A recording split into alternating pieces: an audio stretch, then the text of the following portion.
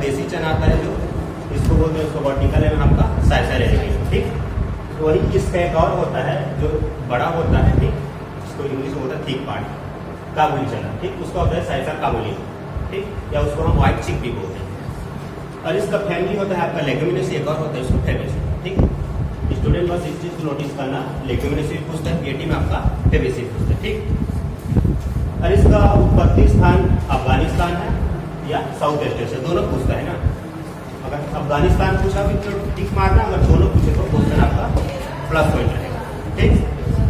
इसका chromosome number होता है 1214, ठीक, 12। इसके कुछ सब की वर्ड है, जैसे इसको बोलते हैं किंग ऑफ पल्सेस का, मतलब दालों का राजा, कारण इसमें जो 14% होता है, ठीक, सरकार 22 से 23%। इसमें साथ ही साथ आपके रिसोर्स में मतलब बहुत अच्छी मात्रा में सूक्ष्म पोषक तत्व पाए जाते हैं, वो आपके है कैल्शियम, आयरन और नियासिन, ठीक। इसका तीनों जो सूक्ष्म तत्व होता है उसका मेन काम होता है आपका ब्लड को प्यूरिफाई, मतलब उसको साफ करने में, ठीक। इसको उस स्टेज पे खाते हैं जब आपका जो चना है वो स्प्राउटिंग स्टेज में, मतलब भिगाकर अंकुरण होता है, ठीक। इसीलिए दोनों जो तीनों सूक्ष्म तत्व है वो आपको मिलता है, ठीक। और इसमें जो आपके चना है उसमें खट्टा पत्ती और उसके कोड़ में थोड़ा खट्टा बनाता है, ठीक। उसका दो मेन रीजन है आपका मैलिक एसिड और ऑक्जेलिक एसिड, ठीक। मेन काम तो ज्यादा खट्टा लाने का यही रहता है आपका मैलिक एसिड, जो 90 से 96% पाया जाता है, और ऑक्जेलिक एसिड लेस देन पाया जाता है, या तो 4 से 10% से ज्यादा नहीं पाया जाता। स्टॉप करो सर आगे, ठीक। वहाँ तक कंप्लीट हो गया था, अब आगे देखते हैं क्योंकि जानकारी होना चाहिए कौन से स्टेट इसके लिए आगे है, ठीक, कहाँ ज्यादा एरिया है। तो यहाँ देखते हैं भाई आपका एरिया और उत्पादन, प्रोडक्शन और एरिया, ठीक, दोनों में आपका मध्य प्रदेश आगे, ठीक। सेम रेशियो है मध्य प्रदेश, राजस्थान और उत्तर प्रदेश, ठीक। और जो इसका नेचर होता है इपीजियल होता है। इपीजियल मतलब क्या होता है, आपका जो सीड होता है, ठीक, जिसको कोटाइलॉन्स होता है वो एबव द सरफेस होते हैं, मतलब वही बाहर निकलते हैं, ठीक। उससे फिर छोटा आता है जड़ है वो नीचे जाता है, ठीक। वही आपका आगे जाके पत्ती बनता है, ये आपका पत्ती बना, ठीक। यही आपका इपीजियल होता है। एक चीज हमेशा याद रखना, बस पीजन भी आपका जिसको आधार बोलते हैं, ठीक। एक खरीफ सीजन का यही एक अब्सेंस अपवाद पौधा है जो हाइपोजियल, ठीक। बाकी सब खरीफ के जितने भी आपके दाल वाली फसल है, फल क्या होती है, इपीजियल होती है, ठीक। मोस्ट इंपॉर्टेंट क्वेश्चन है, इसको पूछता है हमेशा। स्टूडेंट धोखे में रह जाते हैं कि दाल वाली फसल है, इपीजियल होता है, तो उसमें क्वेश्चन पूछता है खरीफ सीजन की कौन सी दाल वाली फसल इपीजियल या हाइपोजियल नेचर की, ठीक। यहाँ फंस जाते हैं, ठीक। आगे बढ़ जाए। और इसका अनुसंधान केंद्र मध्य प्रदेश में, ठीक, हमेशा इसको याद रखना, research state Indian institute of pulse research, ठीक। और आते हैं सीधा भूमि। ज्यादातर इसकी भूमि के लिए चने वाली भूमि के ऐसा रहना चाहिए जो रफ होना चाहिए, मतलब छोटी छोटी क्लाउड बनना चाहिए, मतलब ढेला, ठीक। इसको कॉम्पैक्ट सीडबेड नहीं बनाते इसके लिए पूरा एकदम भुरभुरा, क्योंकि ये इसका नेचर, कारण इसकी नेचर है इपीजियल नेचर का, क्योंकि अगर एक कॉम्पैक्ट रहेगा इसका कोटाइलॉन्स अपर सरफेस नहीं आएगा, ठीक। इसीलिए इसको रफ सीड बनाते हैं। और वेल ड्रेनेज होना चाहिए, ठीक। जल निकास अच्छी होना चाहिए, सही प्रकार की मिट्टी में होता है। जल निकास इसलिए अच्छी होनी चाहिए क्योंकि अगर जल निकास नहीं हुआ तो इसमें नूडल्स नहीं बनेंगे, जिसको ग्रंथि समझ, जो आपका नाइट्रोजन फिक्सेशन करने में दिक्कत है, ठीक। उसको आगे डील करेंगे। और इसका आता है आपका बीज दर, ठीक। अर्ली सोइंग मतलब अगेती बोइंग, और आपका लेट सोइंग मतलब पछेती बोइंग, ठीक। अगेती बोइंग करते हैं 70-80 kg प्रति हेक्टेयर, और पछेती बोइंग करते हैं 90 से 100 kg प्रति। देखो यहाँ भी एक सेंस होता है, हम पहले करते हैं क्यों कम लगता है, लेट में करते हैं क्यों ज्यादा, यहाँ पहले हम कर रहे हैं, ठीक, तो प्रॉपर उस टाइम में आए जिस टाइम में उगना है, ठीक, इसीलिए उसको कम लगता है। अगर लेट करते हैं, क्या वो लेट किए तो बहुत सारा आपके तापमान से बहुत सारे कारक वजह से खत्म हो जाएंगे, ठीक, इसीलिए लेट में ज्यादा करते हैं, ठीक। यहाँ एक और क्वेश्चन बनता है, अगर हम अर्ली सोइंग करें समय से और पहले, ठीक, तो क्या होगा, पोर्ट बोरर का अटैक होगा, कीड़ा का नाम है, ठीक। फली वेधक कीड़ा का ज्यादा मात्रा में आक्रमण होता है। ठीक, वही चने को अगर हम देरी से बोई करें तो वहाँ विल्टर लगने की चांसेस बढ़ जाते हैं, मतलब उठा बीमारी लगने के चांसेस बढ़ते हैं। इसीलिए प्रॉपर ध्यान रखा जाता है इसमें सोइंग टाइम का और चने की बुआई का डेप्थ मतलब गहराई। ज़्यादातर इसमें 10 से 15 या तो 8 से 10 सेंटीमीटर से ही रखते हैं। ठीक, अगर उससे ऊपर आप सोएंगे तो वहाँ विल्टर लगने की चांसेस बढ़ जाएंगे। ठीक, इसीलिए इसमें बुआई और गहराई बहुत ध्यान दिया। हम लोग आगे देख चुके थे आपके बीज दर।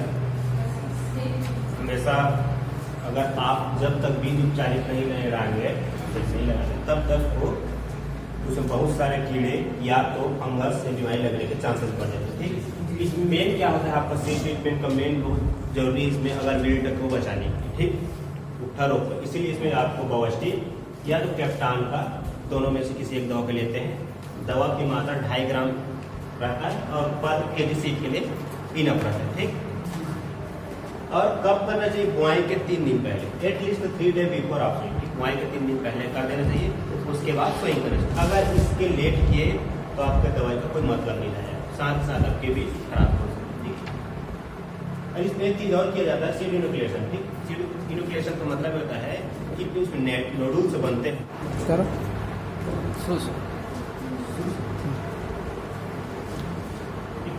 हम लोग पहले बीज दर बता दिए थे, आपको पता होगा। ठीक, अब बीज दर अब उसको लगाने से पहले उसको उपचारित करना बहुत जरूरी है। और उपचारित करने के इस क्रॉप में मेन उद्देश्य यही होता है कि विल्ट रोग होता है जो इसका मेन सीरियस डिजीज मतलब मुख्य बीमारी। ठीक, तो कोई भी फंगीसाइड हो, ठीक, ये दोनों क्या आपका फंगीसाइड है, तो बवास्टिन या कैप्टान का 2.5 ग्राम पर केजी हिसाब से इसका यूज करते हैं। ठीक, और कब करना चाहिए? Sowing 3 day. ठीक, बुआई के 3 दिन पहले सोइंग कर चारित करते हैं, उसके बाद सोइंग करते हैं। ठीक, बुआई कर देते हैं।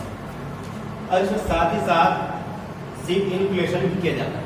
ठीक, इसका मेन उद्देश्य यही होता है कि उसमें बैक्टीरिया को हेल्प हो ज़्यादा नाइट्रोजन को फिक्सेशन करें। ठीक, उसके लिए क्या करते हैं, एक कल्चर अपनाते हैं जिसको बोलते हैं राइजोबियम कल्चर या ठीक राइजोबियम कल्चर। इसमें 100 ग्राम दूध की गहरी लेते हैं, ये घोला हुआ दूध को खोलते हैं, फिर उसमें 2 ग्राम अरेबिका नाम से आपका बैक्टीरिया मिल जाएगा राइजोबियम कल्चर। ठीक, फिर उसमें 1 लीटर पानी में आप 10 केजी सीड के हिसाब से घोल बनाओगे, फिर उसमें डुबा दोगे, फिर डुबाने के बाद उसको निकालो, फिर हल्का उसको बिछा दो, हल्का छाँव में ना, हल्का धूप नहीं रहना चाहिए। ठीक, उसके बाद सोइंग कर दो, इसको 1 दिन 2 दिन नहीं रखना पड़ता। ठीक, पूरा सोइंग कर। ठीक, ये आपका। अब उसमें इस जितने भी प्रोसेस इसका अपने भोजन के रूप में ये सारे बैक्टीरिया लेते हैं। जैसे आपको बैसिलस पॉलीमेक्सा हो गया या बैसिलस मेगाटेरियम। ठीक, ये दोनों बैक्टीरिया रिस्पॉन्सिबल होते हैं आपके नोडुल को बढ़ाने के। ठीक, और साथ साथ इसका मेन काम क्या होता है? मैं पहले बताया कि फास्फोरस एक ऐसा फर्टिलाइजर है जो इसका नोडुल बनाने में हेल्प करता है। ठीक, आपका फास्फोरस सॉल्युबिलिटी एंड एबिलिटी दोनों को बढ़ाता है। ठीक, यहाँ कारण क्या है? मैं नेक्स्ट टॉप बता दिया था कि जब हम फर्टिलाइजर डालते हैं खेत में तो उसकी बहुत सारी परसेंट किसी कारणवश इन्फिल्ट्रेशन जो भी इवेपोरेशन हो गया, चाहे लीचिंग से नष्ट हो जाता है। ठीक, तो ये बैक्टीरिया क्या करते हैं, फास्फोरस नष्ट न हो करके इसको पौधे को फिक्स कराते हैं। इन लोग रख लेते हैं, फिर ये पौधे को फिक्स होते हैं। ठीक, पौधे को मिलते हैं। अगर ये बैक्टीरिया यहाँ नहीं रहता तो फास्फोरस कहीं कहीं भी नष्ट हो जाता है। ठीक, मजा आ रहा है? इसीलिए इसके लिए मुख्य रूप से SSP डाला जाता है। ठीक, जिसको बोलते हैं सिंगल सुपर फास्फेट। इसमें फास्फोरस और सल्फर की मात्रा। ठीक, इसमें नत्रजन नहीं पाया जाता। ठीक, नत्रजन के लिए अलग से आपको या तो DAP डालना पड़ेगा। ठीक, डायमोनियम फास्फेट। ठीक, जिसमें आपका नाइट्रोजन रहेगा 18%। ठीक, फास्फोरस रहेगा आपका 36%। ठीक, अगर डाल रहे फर्टिलाइजर तो बहुत कम मात्रा में लगता है, क्योंकि हमें पता है नाइट्रोजन फिक्सेशन से 75% जो बैक्टीरिया होते हैं वो नाइट्रोजन फिक्सेशन कर देते हैं। इसलिए इसमें नाइट्रोजन की मात्रा कम लगती है। और रेशियो बताऊं तो 20-60-30 केजी प्रति हेक्टेयर से इनफ है। ठीक, और इसमें मेन चीज 2 ही चीज ध्यान रखना आपको, फास्फोरस और मॉलिब्डेनम। ठीक, हमेशा एग्जाम में पूछता है कौन सा सूक्ष्म पोषक तत्व जो भी जीवाणु को क्रियाशील करता है नाइट्रोजन फिक्सेशन में कौन है? मॉलिक्यूल। ठीक, हमेशा क्लियर। देखो जितने भी दाल वाली फसल है उसमें नाइट्रोजन की मात्रा सब कम है, कारण है उसमें नाइट्रोजन का फिक्सेशन करने वाली बैक्टीरिया का उपस्थिति। ठीक, इसमें तीनों बैक्टीरिया भी पाए जाते हैं, चाहे फाइटोबैक्टर पाए, चाहे बैसिलस, चाहे प्रोटोजोआ। ठीक, तीनों बैक्टीरिया का मेन काम यही रहता है ऊपर से आपका इन्वायरमेंट से आपको नाइट्रोजन को एब्जॉर्ब करके प्लांट में फिक्स करा। ठीक, क्योंकि हमें पता है जितने दाल वाली फसल है वो क्या होते हैं? टैप रूट होते हैं, मतलब गहरी जड़ वाले। ठीक, सिर्फ फ्रेंच बीन को छोड़ के, ठीक, आपके फ्रेंच बीन को छोड़ के बाकी सब गहरी जड़ वाली, यही फ्रेंच बीन आपका नहीं रहता। ठीक, फ्रेंच बीन आपको पता होगा, उसको बोलते हैं हिंदी में राजमा। एक पूछता है क्वेश्चन, ठीक, दाल वाली में ऐसा कौन सा सब्सटेंस पौधा है जिसमें टैप रूट नहीं पाया जाता? हमेशा ऑप्शन इसको पूछा जाता है, तो ये आपका फ्रेंच बीन। ठीक, अब टैप रूट है तो उसको मेन देखो क्या होता है, इसमें छोटी छोटी गठाने पाई जाती है, जो होता है आपका ग्रंथ।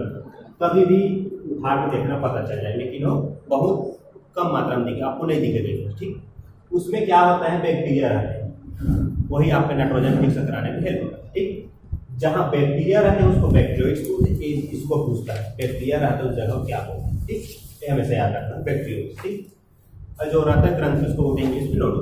क्लियर?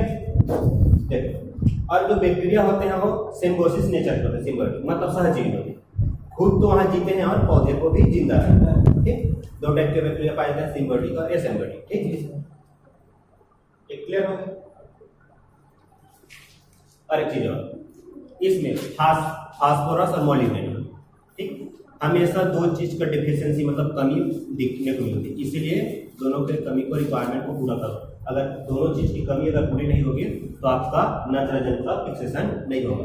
अगर आपके खेत में नाइट्रोजन का फिक्सेशन नहीं हो रहा है तो पौधा जैसी बड़ा हो या 1 महीना जैसे हो, उखाड़ के देखना चाहिए। ठीक, उखाड़ के देखना चाहिए इसलिए क्योंकि आपके खेत में उससे कमी पता चल जाए। अगर नहीं बन रहा है भाई तो आपका पौधा मर जाएगा, आपको ईल्ड नहीं मिलेगी। इसलिए क्या करते हैं, वहाँ नाइट्रोजन की परसेंट को बढ़ा देते हैं जिससे पौधा जिंदा रहे और आपको अच्छी उत्पादन मिले। ठीक, बुआई के 1 महीने बाद आप चेक करना बहुत जरूरी है। और चेक कैसे करते हैं? रेंडमली। ठीक, रेंडमली मतलब एक खेत है तो उसका यहाँ ऐसे, ठीक, यहाँ ऐसे एक जगह से नहीं है। ठीक, 5 पौधा उखाड़ कर लेके जाता है, उखाड़ के देखते हैं, फिर उससे पता चल जाता है आपके पौधे में ग्रंथि बढ़ रही थी नहीं बढ़ रही। ठीक,